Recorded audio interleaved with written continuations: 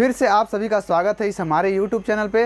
नमस्कार, मैं Shrihari, independent business consultant बड़ा business doctor Vivek Bindra sir जी के टीम से। तो डॉक्टर विवेक बिंद्रा जी ने 15 अगस्त को वेबिनार किया था, जिसमें मार्केटिंग के 40 स्ट्रेटजी दिए थे। गजब का स्ट्रेटजी था, बहुत मज़ा आया। शायद हमें लगता है कि अगर इतनी सारी चीज़ें अगर लाखों रुपए खर्च करके कहीं अलग अलग जगह से इकट्ठा किया जाए तो नहीं मिल सकता है। तो क्या आपने अटेंड किया था? क्या नहीं किया? अरे अरे अरे अरे, आपने नहीं किया, आप लाखों रुपए का नुकसान हो गया आपका। मैंने आपको बताया था ना, पहले मैंने आपको रिमाइंडर भी भेजा था। चलिए कोई बात नहीं, जो हो गया हो गया। चलिए आगे से ऐसा मौका मत छोड़िएगा। तो उसमें से कुछ टॉपिक आज चर्चा कर लेते हैं। इसमें से कुछ पहला टॉपिक था मोमेंट मार्केटिंग। अब मोमेंट मार्केटिंग क्या होता है? जिसमें कि लगभग पैसा आपका पैसा ना के बराबर लगता है और अच्छी तरह से आपकी मार्केटिंग हो जाती है।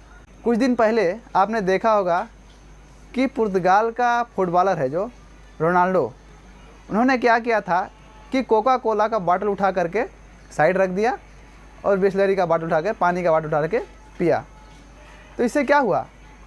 कोका कोला वाले को $4 बिलियन का नुकसान हो गया। $4 बिलियन, सोचिए कितनी बड़ी रकम होती है। उसी बीच आया फेविकोल, जिसमें कोका कोला वाले को लगभग $4 बिलियन का नुकसान हुआ। तो उसी का फ़ायदा उठाते हुए वो सारी चीज़ें ट्रेंडिंग में चल गई थी, इसीलिए फेविकोल ने उसी का फ़ायदा उठाते हुए उन्होंने क्या किया, फेविकोल का डब्बा सामने रखा और उन्होंने क्या बोला कि न डब्बा हटेगा न वैल्यूएशन घटेगा। बहुत अच्छी ट्रेंडिंग में चल गई वो। बहुत सारे लोग भी जानने लगे, देखने लगे। लगभग 36,000 ट्वीट हो गई थी, बहुत सारी बातें चल रही थी। तो इसमें क्या हुआ, उन्होंने कि एक्स्ट्रा कुछ खर्चा नहीं लगाया। जो ट्रेंडिंग चली जा रही थी, जिस दिशा में हमारी लहर चल रही है, जिस दिशा में नदी बह रही है, उसी दिशा में उन्होंने कूद गए और अपने आप को बहुत आगे तक ले जा पाए। तो ये होता है मोमेंट मार्केटिंग। अब दूसरा आता है value edge marketing. Value edge marketing क्या है? अब ये समझिए कि आपके पास ऐसा क्या है जो कंप्यूटर के पास नहीं है। मान लीजिए जो कुछ आपके पास, आपके प्रोडक्ट में या फिर आपके कंपनी में क्या कुछ यूनिकनेस है, कुछ अलग है। 10%, 20%, 30% जो कुछ होता है, सिर्फ अपने यूनिकनेस, आप में डिफरेंट क्या है, उस चीज़ों को लेकर के जब प्रमोट किया जाता है तो उसे वैल्यू एज मार्केटिंग कहा जाता है।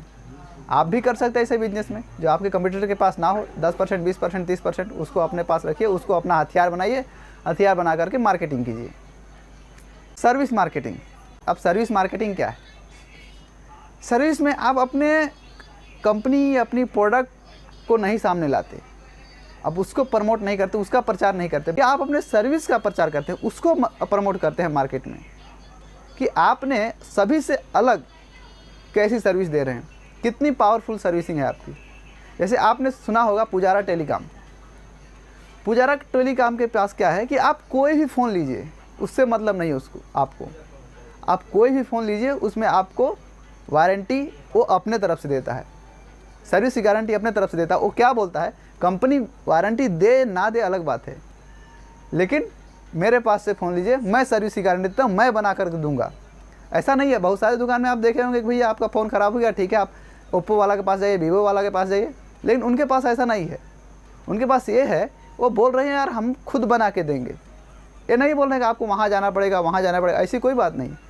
तो उससे क्या हो गया, उनकी एक ना ब्रांड वैल्यू बन गई, उनकी सर्विस की एक ना नॉन कम्पीटिंग ब्रांड हो गई, कि लोग उनके पास, उनकी सब लोग तो वही मोबाइल बेच रहे हैं, सब जगह तो वही फ़ोन मिल रही है, लेकिन उनके पास सर्विस ऐसी है, वो अपने सर्विस के लेकर के प्रमोट करते हैं, उनके सर्विस की मार्केटिंग करते हैं।